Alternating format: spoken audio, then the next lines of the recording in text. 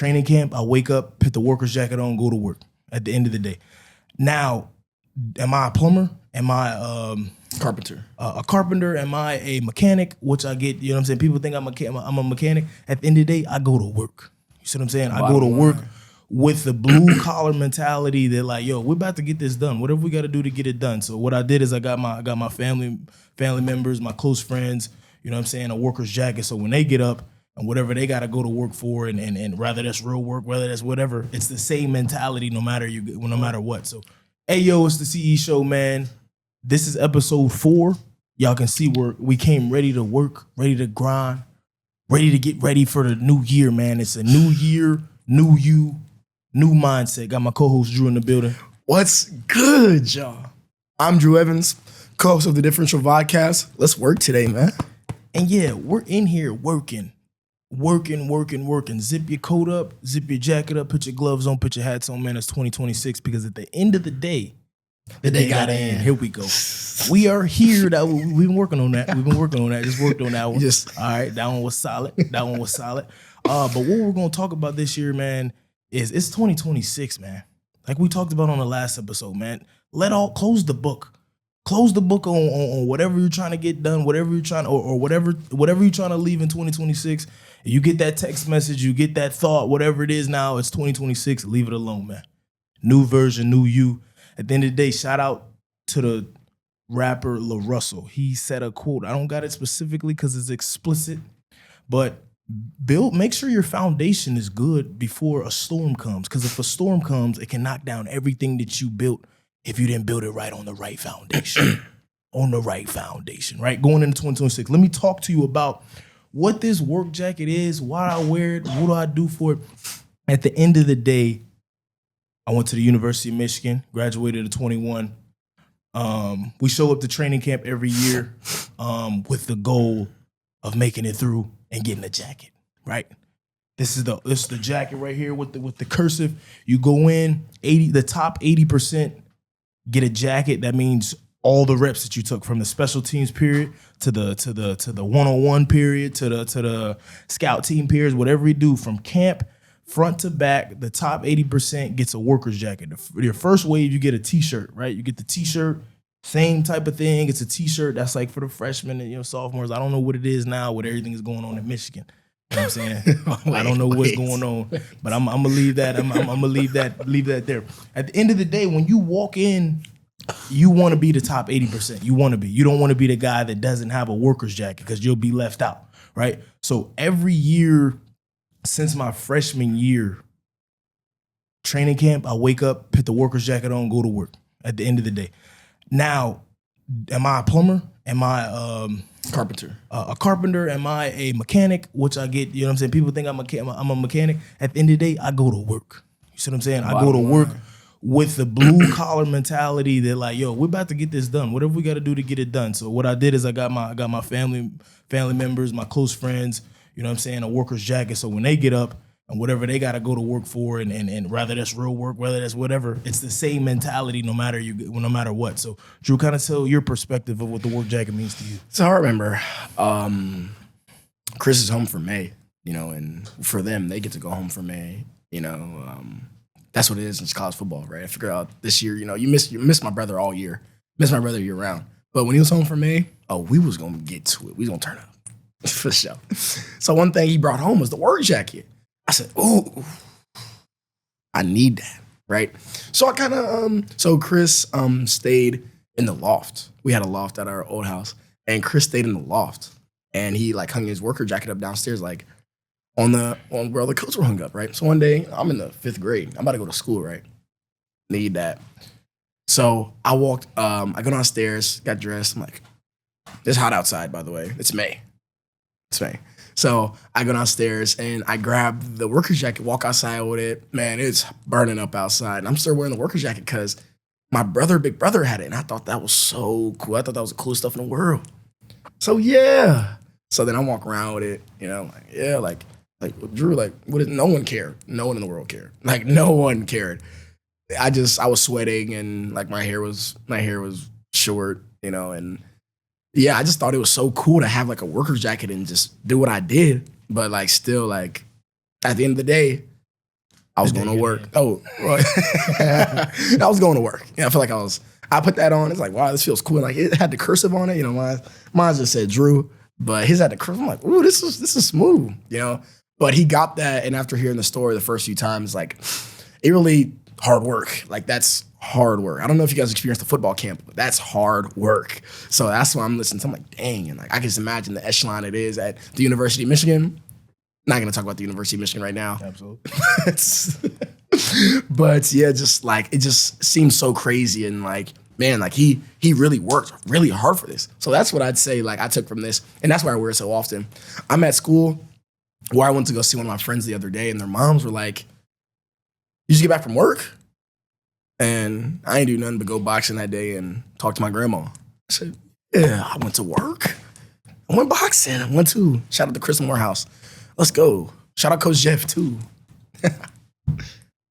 For sure. And as we talk about it, when you got the work jacket on, man, you just got to keep it simple. Keep it real. Keep it simple. At the end of the day, here, let me tell you some of this sometimes. And there's two sides of the coin when it comes to life is chess, right? And when we talk about chess, I just really started getting into chess. But chess, you got to think 5 moves down, 5 moves ahead at the end of the day. And when some young, you know what I'm saying, some young guys, high school guys, they be like, hey, man, it's chess, not checkers, right? That's like a big thing. But at the end of the day, it could be checkers, right? Because it's that simple. We've been playing football. We've been playing football our whole life. What are we getting nervous or anxious about it in big moments? You get what I'm saying? Really, it comes down to your preparation.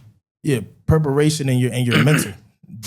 All this is 90% mental. Like, you know what I'm saying? Everybody who wants to be where they want to be, it's only 2 reasons. You haven't put everything, you're all into it, or it's not your time yet. I'm gonna say that one more time. Because G Herbo said this. Keep working because it's only 2 things. You either aren't fully committed or it's just not your time yet. At the end of the day, it's just not your time, especially guys in the transfer portal. Freshmen out of high school, go to college, they get lost on rosters because somebody 28 is in the transfer portal trying to take their job, you know what I'm saying, and they haven't been developed yet. Just wait your turn. Trust the process. Something I have to say about that is that the hardest thing in the world to ever know is if it's your time or it's just not for you. You know, that's one of the hardest things in the world to really come to terms with yourself with, you know, and that's something I struggle with, really, you know, or something I struggled with in my past. I'd say like, dang, like, is this even for me? You know, I got hurt my junior year and I'm thinking like, dude, is this even like what I'm meant to do with my life? So yeah, you're right. And G Herbo is a wise man, you know. He said, I'm not sure if I'm getting the percentage right, but he said 85% of communication is nonverbal. You know, I mean, I don't know what at the time in my 9th grade year, it's COVID year, Chris, me and Chris used to run a mile around the neighborhood every night. Don't know if you remember that. But we listen to G Herbo all the time, and I'd hear him talk about that. And I'm like, oh, dang. Like, you right. Like, how you shake someone's hand, how you, like, maintain eye contact. That's huge. That's bigger. That's a bigger battle than saying the words. I mean, even, like, let's zoom out of the 85% of communication is nonverbal. Following up with somebody, telling them happy birthday. I mean, texting them happy birthday, that's nonverbal. Yeah.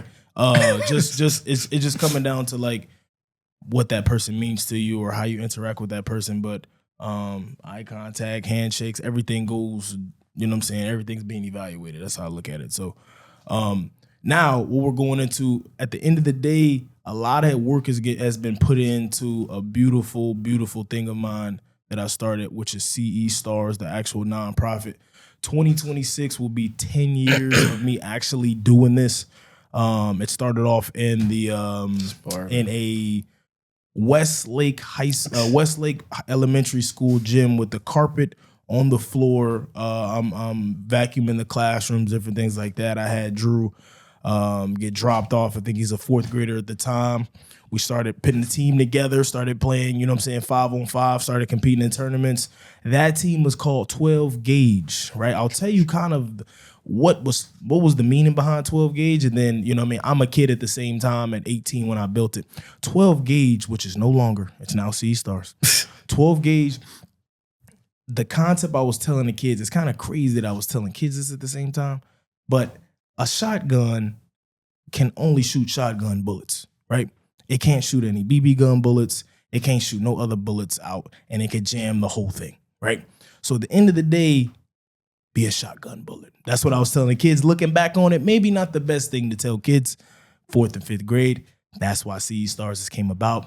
Shout out to 12 Gauge. You might see a old retro black battle 12 Gauge CE Stars jersey. That's for the old days, man. Shout out to all the boys that really laid the foundation out in at Ritter, right? We played in the tournament at Ritter. We lined up. We were the youngest kids out there, played middle school. And this is where we is today. Drew was actually in that. You know what I mean? We'll show some clips on our page as far as like how that time was. But Drew, you go in and give your perspective of that. Shout out to 12 Gauge and shout out to Lincoln Murph. Lincoln Murph played on that team and he is now a Big Ten champion. Absolutely. With the Indiana Hoosiers. So yeah. Shout out to Lincoln Murph. But my perspective with that is like, man, like around the time, I'm a bigger kid. I'm considered a bigger kid playing 7-on-7 or 5-on-5 football. We were 12 Gauge, we got t-shirts, they got jerseys on. I got a big bucket hat. I think I got all my brother's clothes on out there. So I'm around out there, I'm like, yeah, like let's go. I'm playing Mike linebacker. Didn't know what I wanted to do. I wanted to play receiver. I wanted to play X. Ask him, he knew. So something that really went through my head at that time is like, man, these kids are fast. I'm like, oh man, I'm just moving and playing middle linebacker 7-on-7. It's not really the hardest thing in the world by any means, but still, it was still a challenge for me because we're like 11, 12, and these kids are 13, like about middle school age. So I'm like, oh man, these kids are in 6th grade. I'm in 4th. So that's the hard part. And then I remember and then that whole trip, it just got amplified and boosted because ESPN was following my brother around about 12 Gauge. And I'm like, oh man. So everything I felt like I was doing, like they were following us into the classroom, recording us. They interviewed me about what Chris means to me and like some funny story and stuff like that. I forgot. Really, I forgot what I said. And I know it's out there somewhere. I'm sure CE Stars have posted it a million times. But just beyond that, yeah, it was an experience. What a time, and who would have knew that that would have grew that into what it is right now. I feel like I've been a part of the program all 10 years. Well, yeah, I've been a part of the program all 10 years. Well, no, last year I wouldn't. I was involved with football a lot, but now this year I'm coaching and like doing a lot of consulting and things of that manner with helping the younger kids and all the things of that manner. So that's something I'm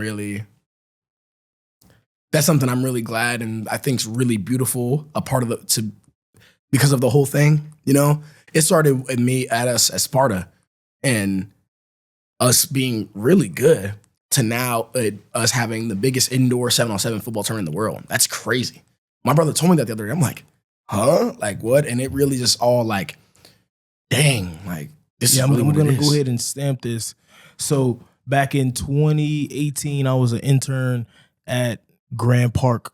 Grand Park is the largest indoor turf facility with 3 fields under one roof in the world, right? So CE7 is my tournament platform that I created back in 21 for the opportunity to compete. Great competition, you know what I'm saying, for great athletes, great teams. Last year we had around 90-something teams. This year we're on track to have 129 teams. I really do it, man. There's not a marketing secret. There's not nothing. You know what I'm saying? If you create a great event, create a great atmosphere, you know what I'm saying, and compete. That's so if you compete, everybody wants to get into that arena, man. So I want to appreciate everybody, Alexis, Chris Houseman, Scott Bivens, everybody who's helped make this thing roll in the future as far as running the tournament. Beautiful partnerships nowadays as far as, you know what I'm saying, we got Glass House who'll be doing haircuts and barber and cutting hair and different things like that. We had that at our tournaments, unique tournaments. I seen a kid get their hair braided. I'm like, ooh, them braids look tight. And they just got done, just official. You're not going to get this type of experience at our event. We got some cool appearances coming up, you know what I'm saying, at the event that we're going to keep on the hush. But Really appreciate everybody following along to CE7. Thank to all the teams that are coming to the tournament and different things like that. Now we're going to fan mail. Let's get it. Absolutely. Now we're on the fan mail. Started last episode. Let's get her done. From Jordan Miles, mail for Chris Evans. Chris, the way you approach your NCAA streams is different. You don't just play the game. You explain it. You think through it. And you make it fun to watch. When I watch your Dynasty play, it feels like you're really out there coaching your team. Absolutely. Just more on your streams, your pickleball and boxing streams show that same competitive mindset carries everywhere. It's clear you take pride in being sharp and being prepared and being locked in, and that energy pulls people back every time you go live. Absolutely. I play NCAA 26 just so everybody know because I will be a college football coach in the future. I'm really building the foundation, like LaRussell said. Like I said, I'm building the foundation now. CE Stars, beautiful recruiting pipelines, man. And I'm gonna compete in everything that I do. That's that. So I appreciate that. Appreciate the fan mail concept. Drew, you got anything you want to add there? Nah, I mean, Jordan really be paying attention, and he's around everything. If he's paying attention to your streams, all your streams, really, boxing to pickleball to your NCAA streams. I mean, I see a clip of yours probably every night of you playing NCAA, and it's a user. You got a good user, I will say. I think mine's is a bit better. But something I will mention is your pickleball streams. Those are fun to be a part of. I really did. This past one we did, it's December 13th. On December 12th, Chris did a stream, and it was me, Brittany, Chris Hausman, and Chris Evans. We were playing pickleball, and I say I had a pretty good day. And we compete. Chris is never the one to talk, but when you talk, he's gonna talk back, and I feel like that's when it gets the funnest, and that's when everybody gets into it, and we really start bumping heads. But we all know it's love at the end of the day. Chris may look at me a bit funny when getting in the car, but it's all love. You got anything else? For sure. To wrap it up, man, this has been episode 4 with the CE Show. Man, don't forget to follow us on Instagram, _CE_show on Instagram, man. We've been doing this. We're going to continue to do it. We're going to continue to grind, and we're going to continue to get better at being podcasters. That'll be it. Thank you. Appreciate it.